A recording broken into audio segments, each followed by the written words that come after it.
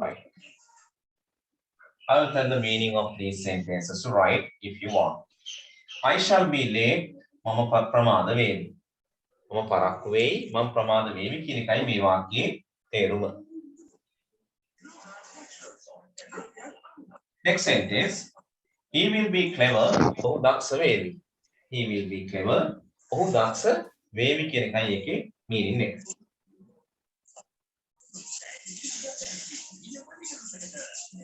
Third sentence. You will be lucky. ඔබ වාසනාවන්ත වේවි. ඔබ වාසනාවන්ත වේවි. මට මෙතන we shall be කියන්නත් තිබුණා. We will be කියන්නත් පුළුවන්. We will be united. අපි එක්සත් වේවි. අපි එක්සත් වේවි. හරි. එතකොට ඔයාලට දීලා තියෙන adjectives ටිකේ කැමති adjectives ටිකක් අරගෙන තව වාක්‍ය 10ක් විතර ලියන්න ඉඩ තියාගන්න රූල් 10ක් යටි. Mother will be kind. අම්මා කාරුණික වේවි. He will be upset. එයා කනගාටු වෙයි upset වෙයි. They will be happy. ඔවුන් සතුටු වේවි. Right? You will be thin. ඔයා කෙට්ටු වේවි. මෙන්න මෙහෙම ඔබට වාක්‍ය ලියන්න පුළුවන්. adjectives කියන වචන වර්ගෙ මෙතෙන්ට එකතු කරගෙන. හරිනේ? හරි. හොඳයි එහෙනම් වාක්‍ය 10ක් තව මෙතන ලියන්න ඉඳ තියාගෙන ඊළඟට ලියන්න with nouns කියලා. රූල් 10ක් කියලා. with nouns කියලා දැන් ලියන්න. with nouns. The nouns එක වාක්‍යයෙන් මාන කරන්න.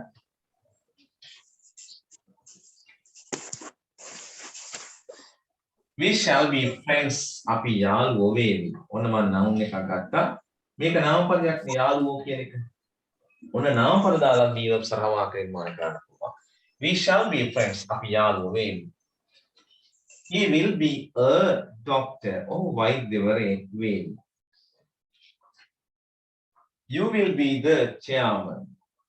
ඔබ සභාපතිවරයා වේවි. Right? We shall be දානවා. We shall be members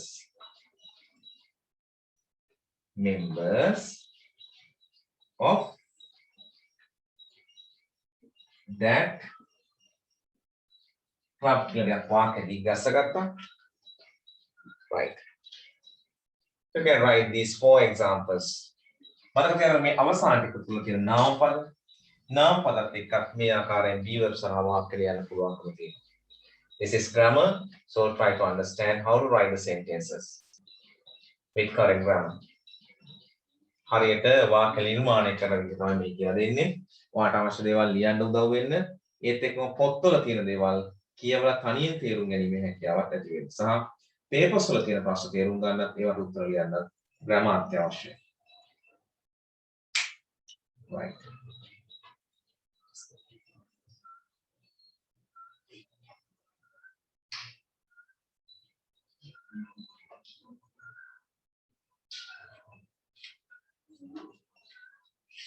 ලබන සතියේ කට්ටිය ඇබ්සන්ට් වෙන්න එපා. වැදගත් පාඩමක් කරනවා වාගේ ස්කූල් ටෙක්ස්ට් බුක් එකට අදාළ comparison of adjectives කියන ලෙසන් එක. හරි? grammar lessons වල මැද පාඩමක්. නමුත් පොතේ තියෙන නිසා ඒක ඔයාලට කියලා දෙන්නත් ඕන නිසා කියලා දෙනවා. ඒ නිසා තමයි මේ be verbs ඔයාලට start කරලා තියෙන්නේ. ඒක be verbs වලම ඉදිරි කොටසක්. එදාට තමයි adjectives එකකුත් අපි ලියාගමු.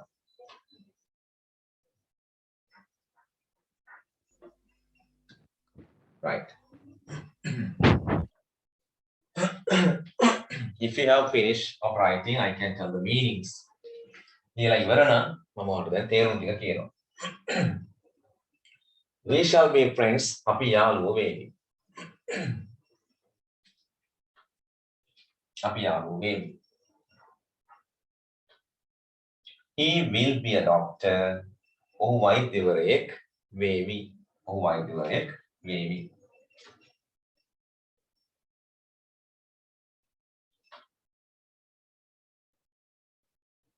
You will be the chairman. ඔබ සභාපතිවරයා වේවි.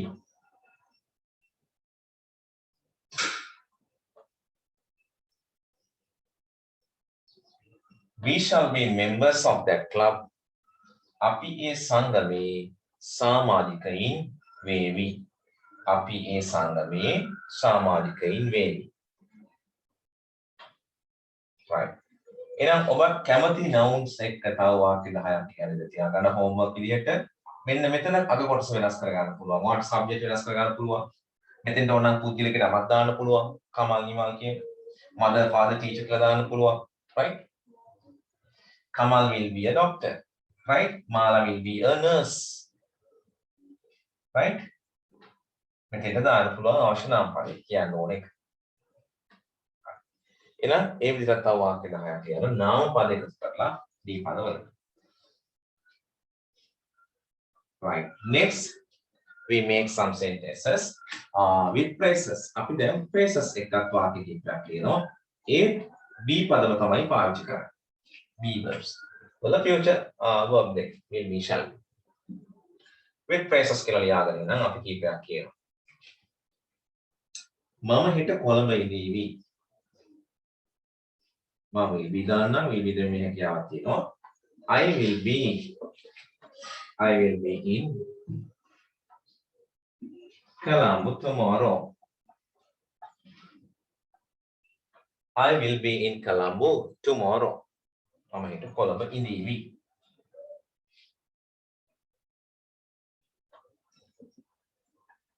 Amanda will be at home.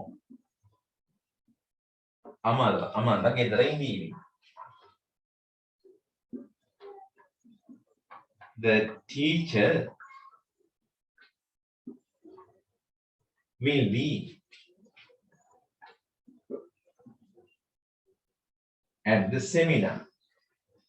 ගුරුවරයා සම්මන්ත්‍රණයේ ඉඳීවි.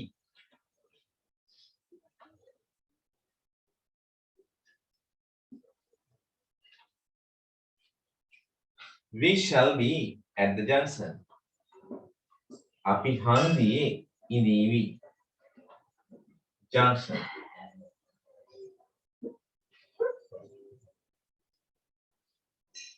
We will be at the junction. අපි හන්දියේ ඉඳීවි. එතකොට මෙන්න මේ in Colombo, right, at home, at the seminar, at the junction, in the class, on the bed, phrases විදිහට අපි අරගෙන තියෙන්නේ අන්නේ කොටස්. Right. Write down these 4 sentences also.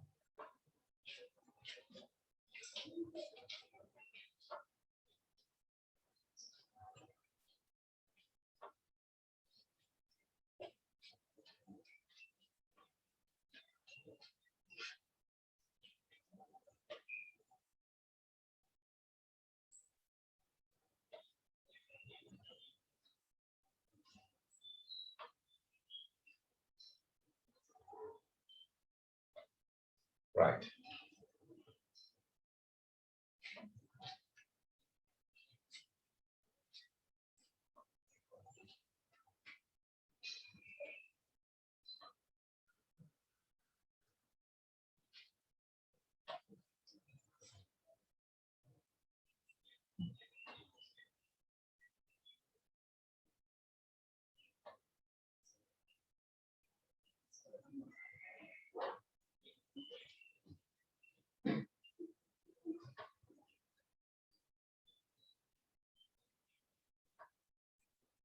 I will be in Colombo tomorrow. If you want the meanings, you can write. I will be in Colombo tomorrow. Mama හෙට Colombo ඉඳීවි. Mama හෙට Colombo ඉඳීවි. Amanda will be at home. Amanda ගෙදර ඉඳීවි. Amanda ගෙදර ඉඳීවි. The teacher will be at the seminar. ගුරුවරයා සම්මන්ත්‍රණයේ ඉඳීවි. ගුරුවරයා සම්මන්ත්‍රණයේ ඉඳීවි. We shall be at the junction. අපි හන්දියේ ඉඳීවි. Right. ඔබට තව අලුත් වාක්‍ය ටිකක් කියන්න පුළුවන්. කොහොමද? I will be in the school. They will be on the playground. Everybody will be at the gate. හැමෝම gate එක ළඟ ඉදීවි. Right? And ice cream seller will be at the gate. Ice cream විකුණන කෙනෙක් gate එක ළඟ ඉදීවි. It will be there. ඒක එහෙ තියේවි. Right? අන්න එවැනි වාක්‍ය ඔයා හිතලා ලියන්න පුළුවන් තව එකක්. Practice එක. එහෙනම් be verbs වලින් future tense එකෙන් මෙන්න මේ විදිහට අපි වාක්‍ය adjectives සරහ nouns සරහ phrases සරහ නිර්මාණය කළා. ඔයාට homework එකක් තියෙනවා. එහෙනම් වාක්‍ය 10 දාන විතර ලියන්න. දැන් අපි බලනවා මේ වාක්‍යවල මේ four kinds දාන විදිහ. Four kinds. ඒ කියන්නේ positive sentence එකක් action, negative actions හදාගන්න විදිහ. ඉතින් කතාවටත් වැදගත් මේවා. spoken class එකකට වැදගත්. ග්‍රැමර් කියනවා වෙනස් වෙන්නේ නැහැ. කතා කරද්දිත් එකයි, ලියද්දිත් එකයි. right.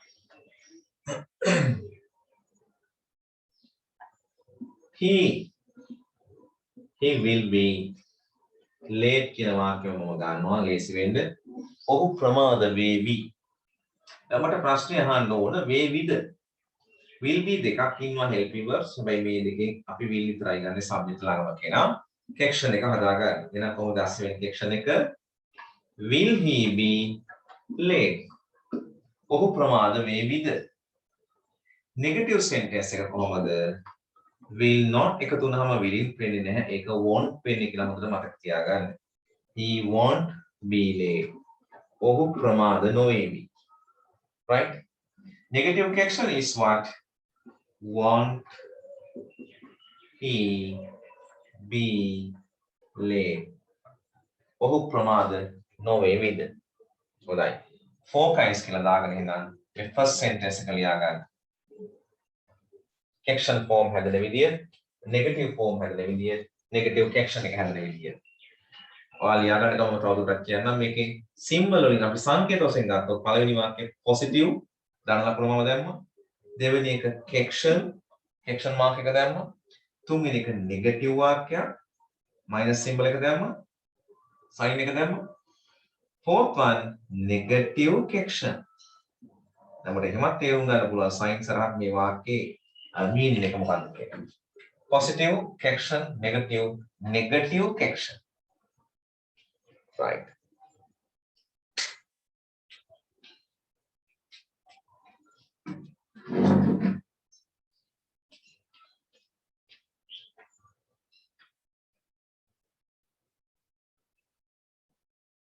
Very easy.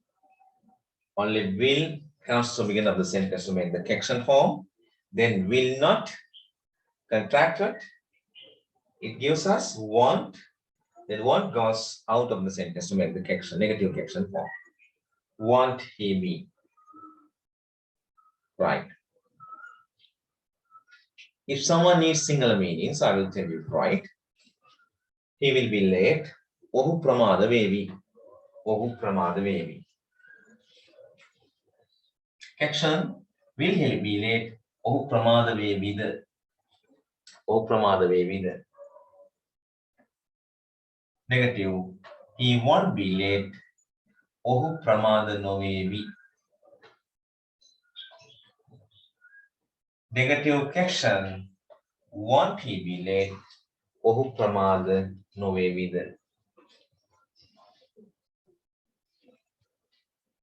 තව එක වාක්‍යයක් කියමු. shall එකෙන් උත් අපි ලියමු.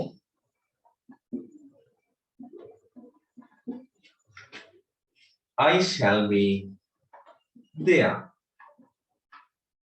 මම එහෙ ඉඳීවි කියන වාක්‍යයි මේකේ තේරුම. මම එහෙ ඉඳීවි. මේ දෙක action form එක හදාගන්න අපි shall තමයි වාක්‍යයට ගන්නේ. what shall එකේ සම capital වෙලා shall I be there කියලා ලියවෙනවා. මම එහෙ ඉඳීවිද? when negative form එක හදාගන්නේ shall not shan't වෙන්නේ නැහැ shan't ලෙසයි ගන්න. shall not shan't. I shan't be there. මම එහෙ නොඉඳීවි. මම එහෙ නොඉඳීවිද? shan't I be there? shan't I be there?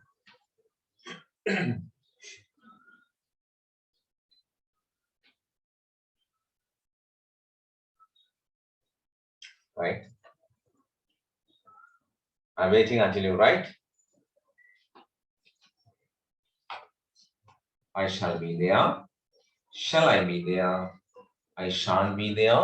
Shan't I be there? THER in there. Okay. Meanings.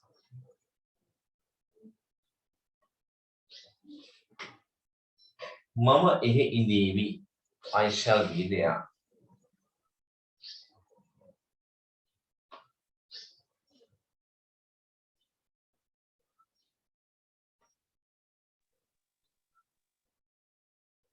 Shall I be there? Mama ehe indevida.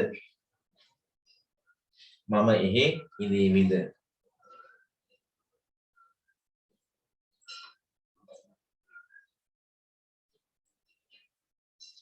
I shan't be there.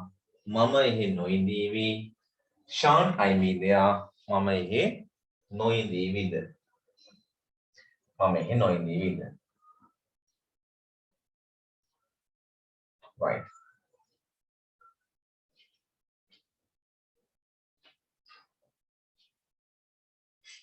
හරි එහෙනම් ඔයා තව වාක්‍ය දෙකකට විතර ફોකස් දාන්න දැන් දාන විදිහ දන්න ඕනේ. දෙකක් විතර ફોකස් දාන්න ඉඳ තියාගෙන අපි ට්‍රාන්ස්ලේෂන් ටිකක් ලියමු මේ පැටර්න් එකේ. හරි. ඒ වාක්‍ය 15ක් විතර ලියාගමු. ලියාගන්න දැන් ට්‍රාන්ස්ලේෂන් කියලා. දැන් අද සම්බන්ධ වුණාය. අද අපි කලින්ම චෙක් කරේ මෙන්න මේ ගිය සතිය දුන්න අර වර්ස් වලින් දුන්න ට්‍රාන්ස්ලේෂන් ටික. දැන් ළඟ සතියේ මුලින්ම මේ ටික තමයි චෙක් කරන්නේ. අද සම්බන්ධ වුණාය. දැන් ලියාගන්න. එහෙම මෙහෙම දෙන සිංහල වාක්‍ය ලියාගෙන යටින් රූලක් තියන්න ඉංග්‍රීසි කරන්න. හරි? ඉංග්‍රීසි වල ලියන්න එක රූලක් තියන්න. හරි. සර් අපිට 4 points ලියන්න ඕනද? තව දෙකකට විතර ફોකස් දාන්න. වාක්‍ය දෙකක් විතර ප්‍රැක්ටිස් වෙන්න දාන්න. හරි?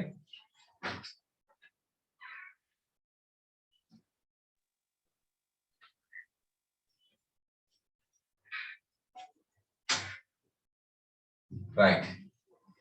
First sentence. අපි ලියමු පළවෙනි එක. ඔවුන් කම්මැලි වේවිද? ඔවුන් කම්මැලි වේවිද?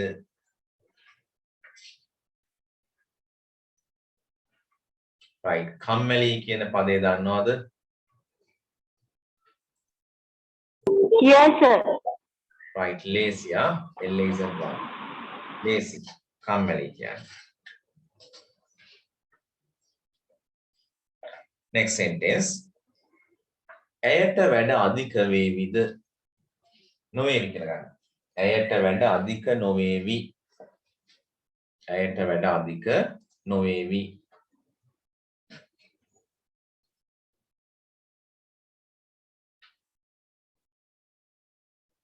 ඇයට වැඩ අධික නොවේවි.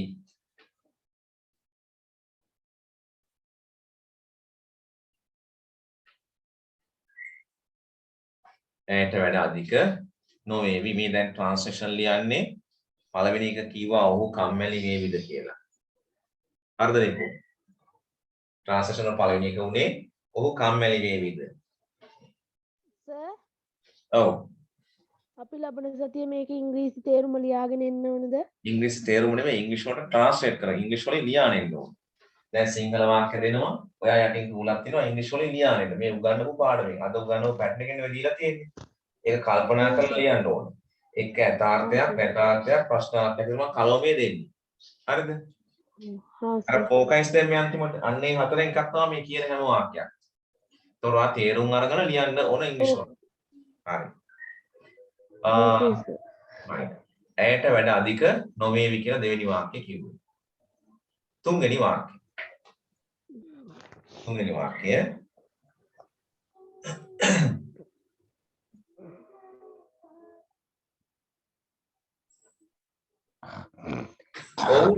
ඔවුන් නපුරු වේවිද? ඔවුන් නපුරු වේවිද? නපුරු කියන පදය cruel. දන්නේ නැත්නම් වචනේ දුන්නා. ඔවුන් නපුරු වේවිද?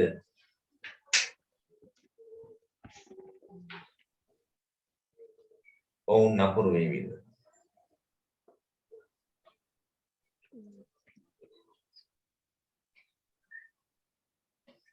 Next sentence. ඇය හෙදියක් නොවේවි. ඇය හෙදියක් නොවේවි. ඇය හෙදියක් නොවේවි.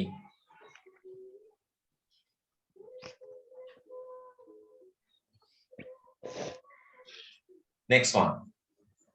ඔයාගේ යාළුවා එක්කෙනෙක් ඔයාගේ යාළුවා අවංක වේවිද? ඔයාගේ යාළුවා අවංක වේවිද? honest නේ. ඔයාගේ යාළුවා අවංක වේවිද?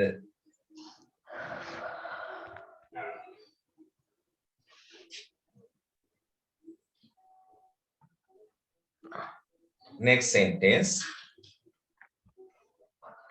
ඇයට නිදිමත නොවේවි.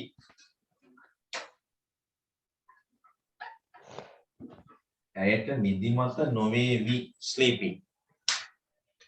ඇයට නිදිමත නොවේවි.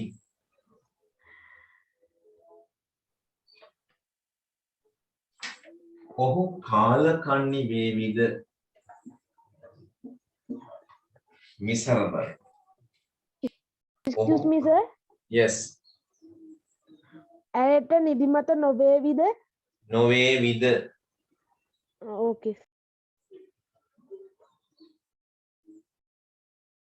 ඊළඟට කියේ ඔහු කාලකන්නි වේවිද? ඔහු කාලකන්නි වේවිද?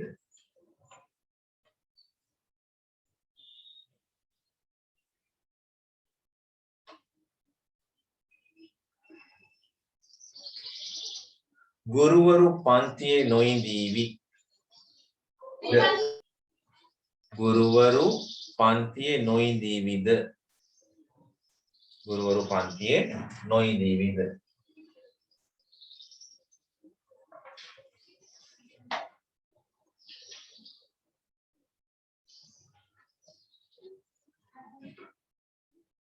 ඇය ලැජ්ජ වේවිද? ඇය ලැජ්ජ වේවිද? shy. ලැජ්ජයි කියන shy. ඇය ලැජ්ජ වේවිද? ලැජ්ජ වේවිද?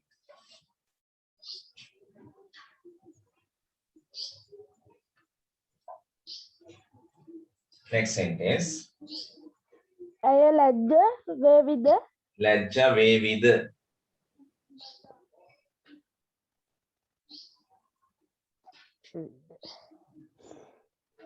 ඔහු අන්ධ නොවේවි. ඔහු අන්ධ නොවේවි. blind.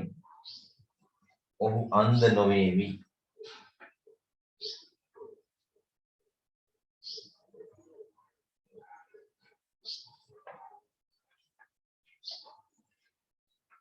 Next sentence. තාත්තා shop එකේ ඉඳීවිද? සාප්පුවේ ඉඳීවිද? තාත්තා සාප්පුවේ ඉඳීවිද?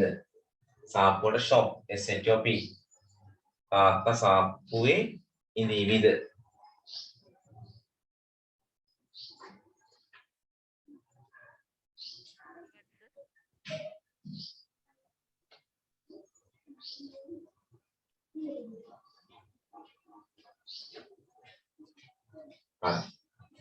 වෛද්‍යවරු රෝහලේ නොඉඳීවි. වෛද්‍යවරු රෝහලේ නොඉඳීවි.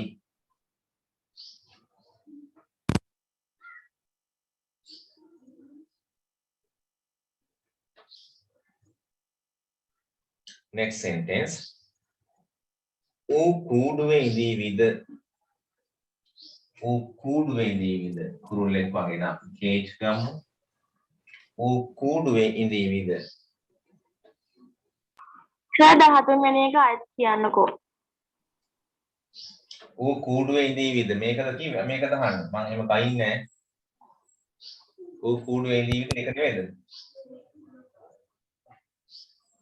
ඒක සමාන සර්. ඌ කූඩුවේ ඉඳීවිද?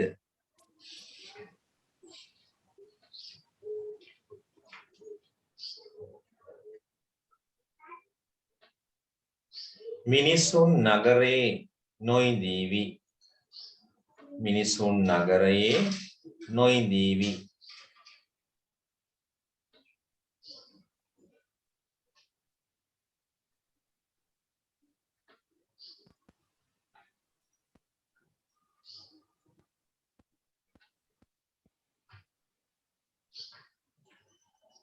පාලස්වෙනි last one නේ. හරි. විදුහල්පතිවරයා කාර්යාලයේ ඉඳීවිද? විදුහල්පතිවරයා කාර්යාලයේ ඉඳීවිද?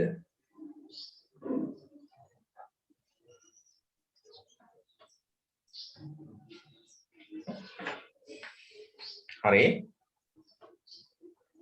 එහෙනම් ඔන්න ඔය වාක්‍ය ටික ඉංග්‍රීසි වලට ට්‍රාන්ස්ලේට් කරගෙන එන්න ඕන.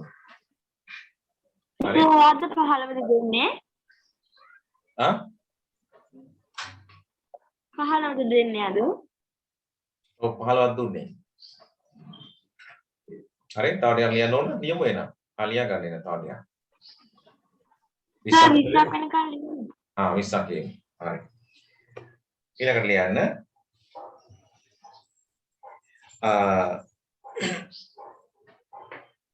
ඔවුන්ට බඩගිනි වේවිද? බඩගිනි. ඔවුන්ට බඩගිනි වේවිද? ඔවුන්ට බඩගිනි වේවිද? ඔවුන්ට බඩගිනි වේවිද?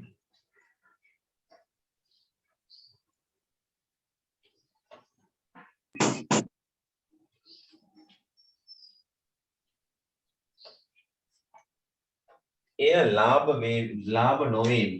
ලාභයි කියන්නේ cheap ඈ. එය ලාභ නොවේවි. එය ලාභ නොවේවි.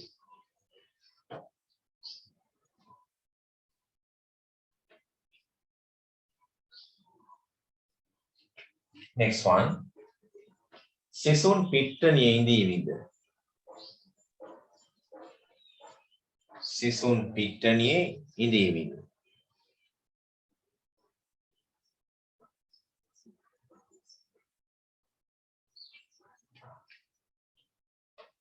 Next sentence. අපි හෙට ගෙදර නොඉඳීවි. අපි හෙට ගෙදර නොඉඳීවි.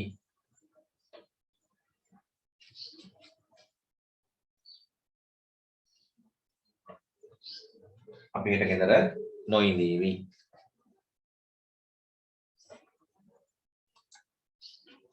Next sentence.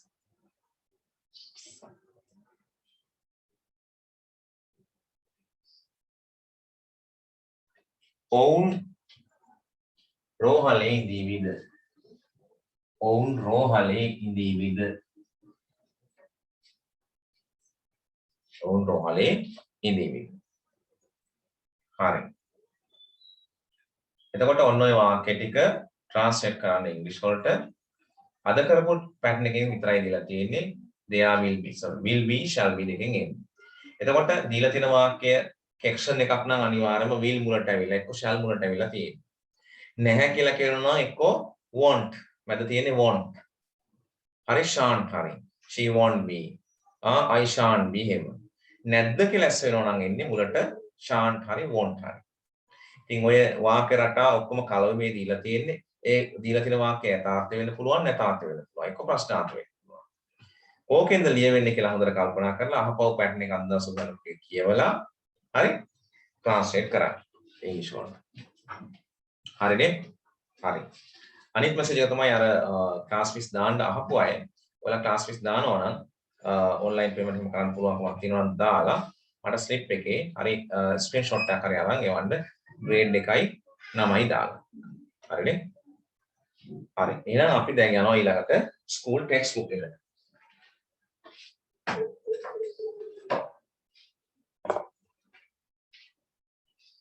ඒකට අලුතෙන් අර සම්බන්ධ නැහුවේ ක්ලාස් fee එක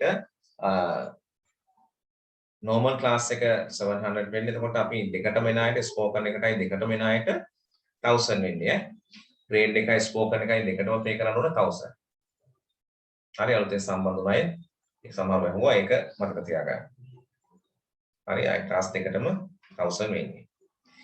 අපි දැන් ටෙක්ස්ට් බුක් එකේ එනවා ඊළඟට අපි යුනිට් 5 වලට ඇවිල්ලා ඇත්තේ නේද යුනිට් 4 වල ඉන්නේ යුනිට් 5 වලට ආවා yes අපි හරි 51 එන්න ස්කෝල් ටෙක්ස්ට් බුක් එකේ 51 වෙනි පිටුවට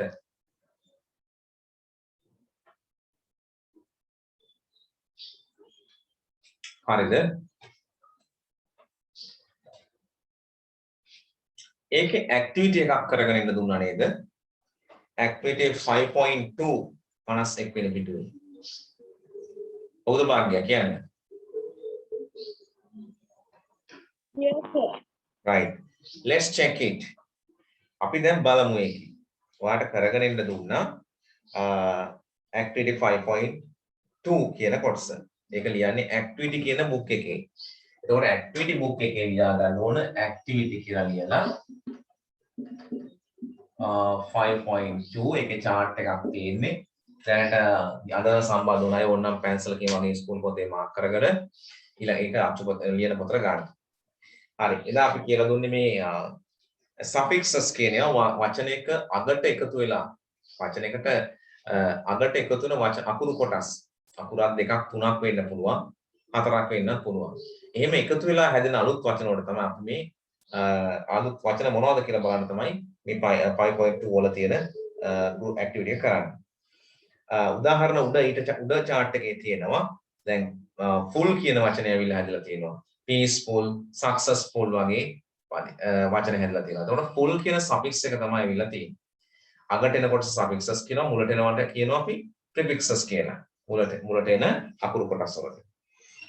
එතකොට මෙතන suffixes තමයි තියෙන්නේ. less කියන පදේ නැති කියන අවස්ථාව අර්ථවත් කරන පදය homeless නිවාස නැති helpless උදව් නැති ness කියන පදෙත් ඇවිල්ලා තියෙනවා ness කියන්නේ ශබ්දිතාර්ථයක් neatness kindness ඔන්න ness කියන suffix එක ඇවිල්ලා හැදෙන වචන ඊළඟට lee ආකාරය කියන ඒවා eagerly nearly කියලා හැදෙන වචන තියෙනවා ඒකට අපිට වචන වගේක් දීලා තියෙනවා ly දෙන්නේ full ඇවිල්ලා හැදෙනවද ness ඇවිල්ලා හැදෙනවද less ඇවිල්ලා හැදෙනවද කියලා අපිට ලියන්න කියනවා මේ හතරම යෙදෙන්නේ නැති වෙයි නමුත් යෙදෙන තැන් ඇති අපි ඒවා බලමු දැන් පළවෙනි එක help දැන් help කියන එකෙන් හැදෙන වචන මොනවද helpful හැදෙනවා helpful හැදෙනවා නේද එහෙනම් අර full කියලා තැනට වඩා ලියන්න පුළුවන් helpless helpless එකක් හැදෙනවා helpless එතකොට less කියන chart එකේ less කියන එකක් හදන්න පුළුවන් helpless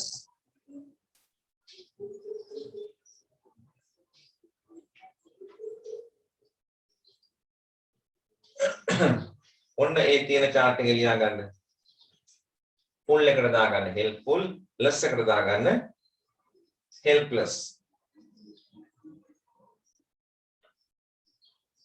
හරිද හරි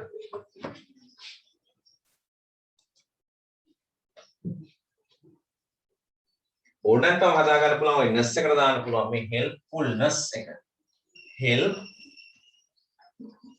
helpfulness කියලා හදා ගන්න පුළුවන් උදව්කාරී බව. ඒතකොට ness තියෙන තැනට ඕනනම් මේ පදේ දා ගන්න පුළුවන් helpfulness. full එකක් ඇවිල්ලා ness එකක් ඇවිල්ලා හැදෙන එකක්. එකක් මතක තියාගන්න මේගොල්ලන්ටම දාගත්තට කමක් නැහැ. උදව්කාරී helpless කියන්නේ උදව් නැති නැත්නම් අසරණ helpfulness කියන්නේ උදව්කාරී බව. තේරුණාද? උදව්කාරී බව.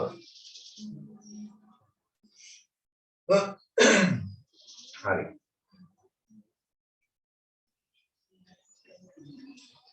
හරිද?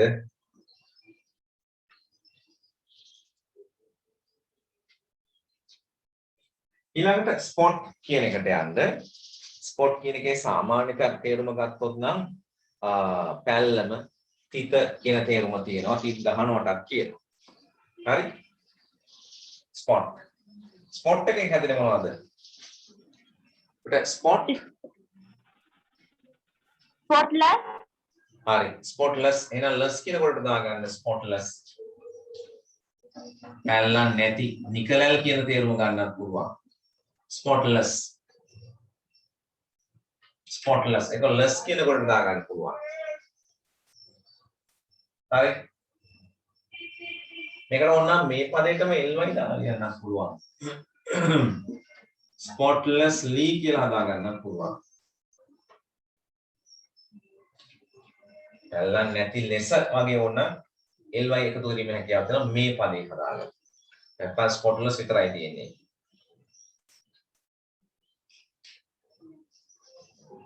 හරි.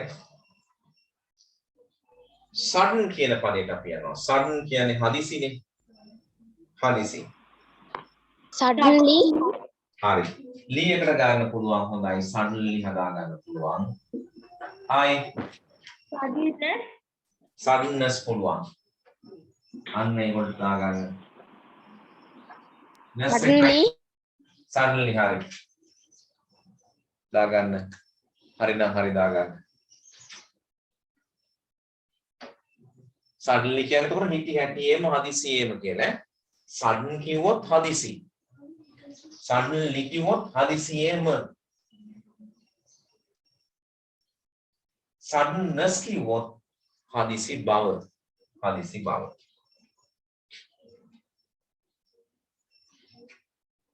fair. fair. Fairly. ඔව්. Fairness. fair fairly හරි. fair එකේ තේරුම මොනවද? පැහැපත්, සුන්දර, ලස්සන කියන තේරුම් fair වලට තියෙනවා. කෙනෙක් සුදුයි කියන්නත් පුළුවන් fair. fair වලට. හරි? මේකට fairly කරගන්න පුළුවන් ly දාලා. පැහැපත් ලෙස, සුන්දර ලෙස fairly. fairness පුළුවන්. සුන්දර බව, පැහැපත් බව ඔය fairness ස්ක්‍රීන් තියෙන්නේ. නේද? fairness සහ fairly හදා ගන්න පුළුවන්.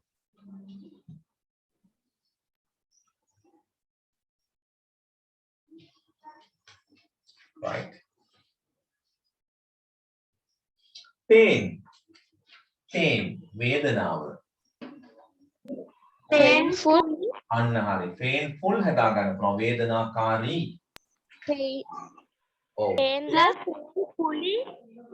painfully ly දාලා හදා ගන්න පුළුවන්. Painless. painless පුළුවන්.